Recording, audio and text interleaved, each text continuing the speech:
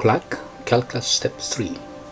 Okay, so step 1, we talk about infinitesimally small number and what's good about it, and it turned out to be, in step 2, the derivative function, the tangent of the curved function, right? So is there any other good things you can do with this infinitesimal number? There is. Okay, suppose we have a function and this curved area. How do you calculate this curved area? Well, using our number system, it's gonna be impossible, right? But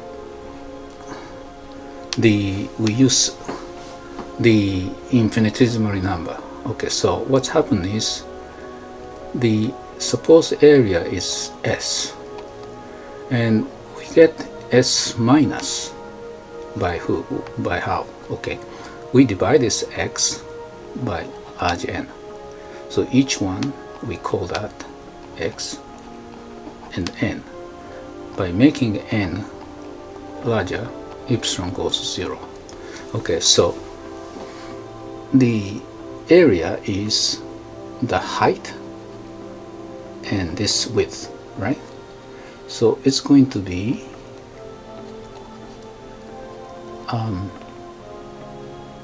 0 to n minus 1. Let's see, the f x divided by n and epsilon, and epsilon is x divided by n. Okay, so if this function is x squared, so what's happened? Let's take a limit epsilon 0, that means n is infinity. Okay, so this is infinity and x over n square x n, right? So it's going to be, put all the constant out, x third and n square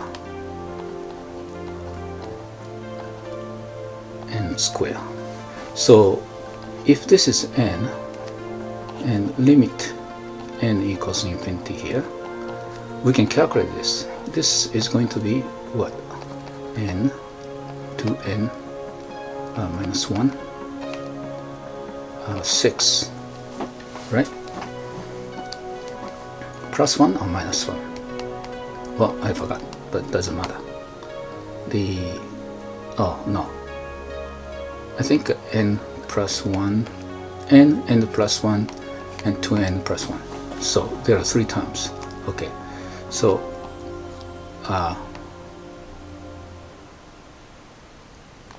this is cube, this is n and n cube. So we divide this by large n. It's going to be the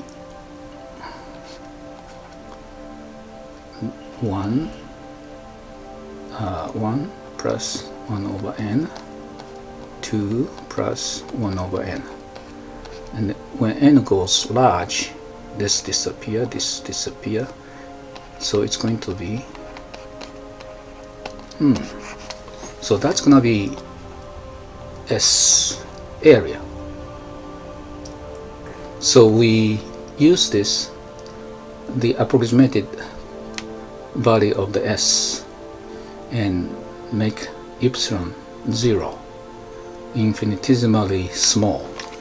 Then take a limit, we get this. So when you look at this, you notice something. Actually, Sx derivative is, you put the 3 here and 3 minus 1, x squared, right? So what is this? The fx derivative is fx. So if you have fx, and if you want to calculate area, below that function, which is s. The s is going to be what? S's derivative is fx. So if you know s, we call that integral function. Okay, now this is a notation. It's similar to this guy, and dx is this one, epsilon. Okay, so that means you take a tiny dx, same as epsilon, and multiply it by the height. Okay, and you sum them up infinite. This infinite is like kind of limit and this one together. Okay, so we did this for this specific function, but we can generalize it, because suppose you have function x, y, fx. Okay, now you think about tangent of s function. How much area increase, which is epsilon times height fx, right? So tangent of sx is going to be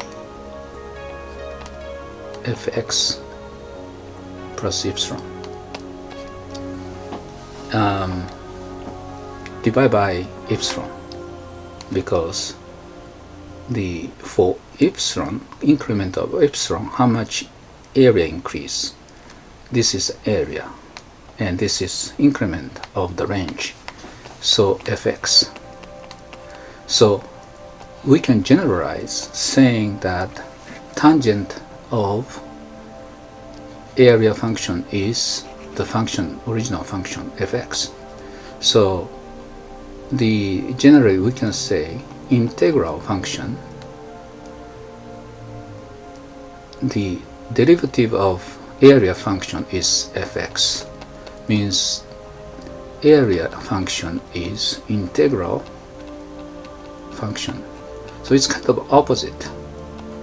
You take a derivative this way, you get fx. You take a integral of fx, you get sx.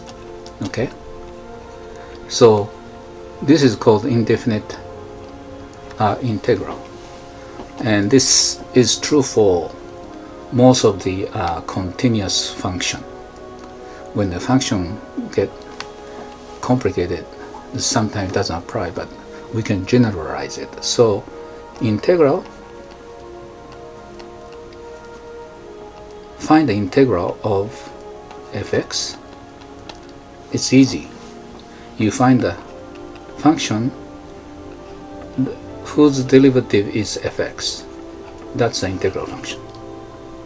Okay, so there is another second good application of infinitesimal number, which is calculating area, and this can be expanded to calculating volume and other stuff. Okay, so that's the last half of the calculus. Now, sometimes finding this sx not easy. It's called integral problem.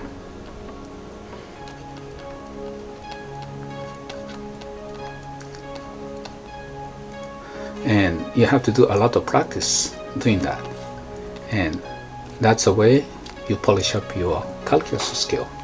But the basic understanding of calculus, you can get the whole calculus idea in this 3-step video. I hope you enjoyed this video. Please check out the video too, and if you like, subscribe.